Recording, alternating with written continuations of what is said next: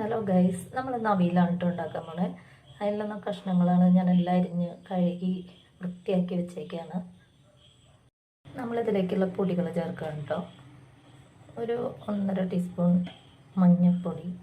മുളക് പൊടി നമ്മൾ കുറച്ച് ചേർക്കണം. നമുക്കിതിൽ പച്ചമുളക് ഇടണം, അത് കാരണം നമ്മൾ കുറച്ച് മുളക് പൊടി. ഉപ്പ് നമ്മുടെ ആവശ്യത്തിന്. 2 വേപ്പില ഇടുക.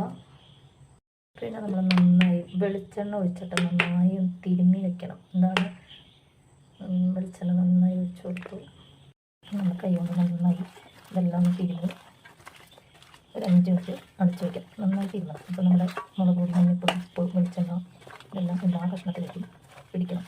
നന്നായി തിരുമ്മി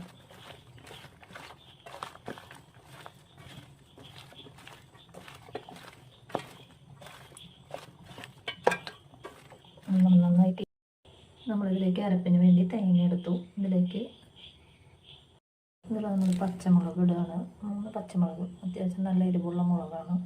ഇടുക നമ്മളത്. പിന്നെ കുറച്ച് ചെറുള്ളി. പിന്നെ നമ്മളിതിലേക്ക് ജീരകം ഇടുകയാണ്. മഞ്ഞൾപ്പൊടി മിക്സ് ചെയ്യാൻ ഇടുക കേട്ടോ. നമുക്ക് അരപ്പ് തയ്യാറാക്കുന്നതിന് മുമ്പ് ഇത് അടുപ്പത്തേക്ക് വയ്ക്കാം.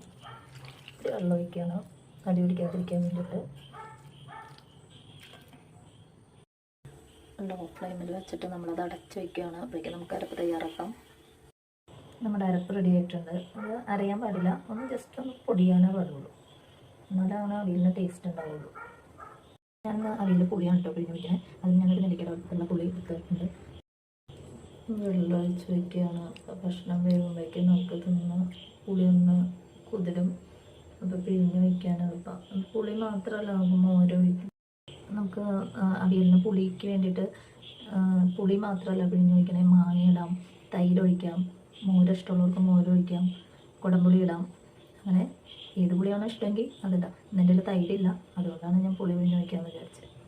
കഷ്ണമൊക്കെ നല്ല വെള്ളം നമുക്ക് തുറന്ന് നോക്കാം. എല്ലാം നല്ല വെന്ത് ഇട്ടായിരിക്കുന്നതിലേക്ക് നമുക്ക് അരപ്പുകൾ ചേർക്കാം.